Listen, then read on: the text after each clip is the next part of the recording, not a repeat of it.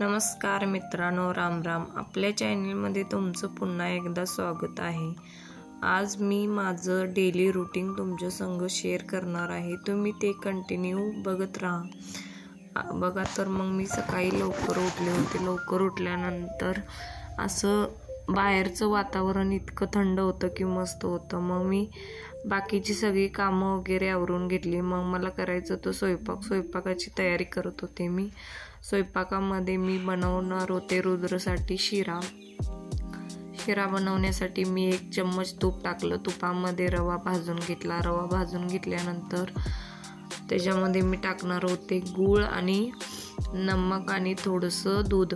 मग मी गूळ किसून टाकला थोडासा. मग त्याच्यात टाकणार मी नमक टाकल्यानंतर मी टाकलं दूध टाकल्यानंतर एकदम छान असं हलवून घेतलं. मस्त असं शिरा एकदम भारी आणि एकदम टेस्टी होतो गूळ टाकल्यानंतर. रुद्रला कोणताही पदार्थ दिलं तर मी गुळामध्येच देते, कारण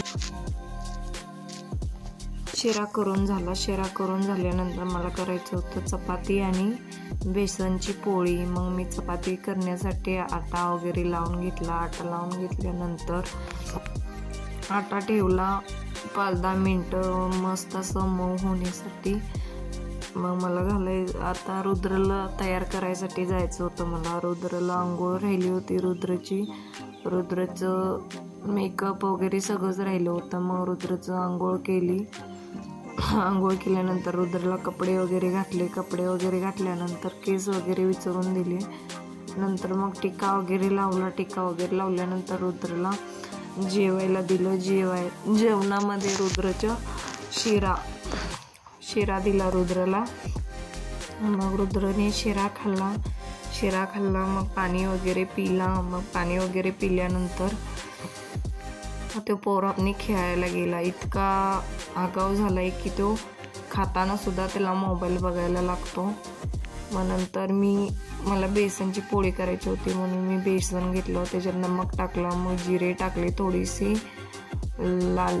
लाल तिखट टाकलं, कारण माझ्याकडे ही ग्रीन कलरची मिरची नव्हती म्हणून मी लाल तिखट टाकलं. मग मला करायचं होतं चपात्या. मी चपात्या करण्यासाठी आटा अजून एकदा मस्त असं तेल लावून मळून घेतल्यानंतर मी चपात्या करायला लागले. चपात्या 6-7 चपात्या ठीक होते रुद्रसाठी आणि माझ्यासाठी. मग चपात्या वगैरे करून घेतल्यानंतर मी चपाती करून घेतल्यानंतर 6-7 चपात्या केल्यानंतर मला करायचं होतं त्याच तव्यामध्ये बेसनची पोळी. मग मी बेसनची पोळीचं म्हणजे पीठ वगैरे तयार करून ठेवलं होतं पोळी करण्यासाठी. मग मी चपाती वगैरे सगळं झाल्यानंतर त्याच्यामध्ये तव्यामध्ये तेल वगैरे ओतून घेतल्यानंतर ते जास्त आपण पीठ वगैरे बनवून ठेवलेलं असतं ते पीठ तव्यामध्ये एकदम छान असं घालून घ्यायचं. मग घालून घेतल्यानंतर त्याला एकदम असं करपूस रंग येऊस्तर भाजायचं दोन्ही साईडनी भाजून घेतल्यानंतर त्याला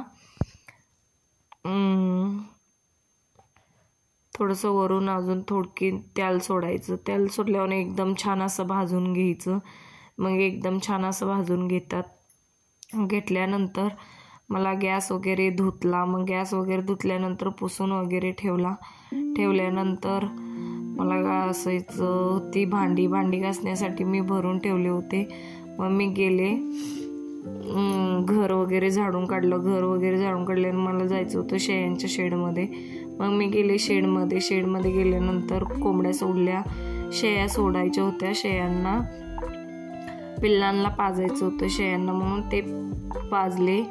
मग नंतर आमच्या कोंबड्या बघा कुठं जातात. घर तर इकडं राहतं आणि कोंबड्या तर पूर्ण रोडवर जातात. रोड नंतर आणखीन खाली पण जातात दुसऱ्यांच्या शेतामध्ये. मग त्यानंतर मला जायचं होतं टमाटर आणण्यासाठी कोंबड्याला टमाटर आणून घालायचं होतं. मग मी गेले टमाटर आणण्यासाठी. मग बघा टमाटरचा फड कसा सोडून दिला त्यांनी, दर नाही म्हणून. मग मी गेले कोंबड्यांना टमाटर आणल्यानंतर मला आता जायचं होतं शेळ्यांना.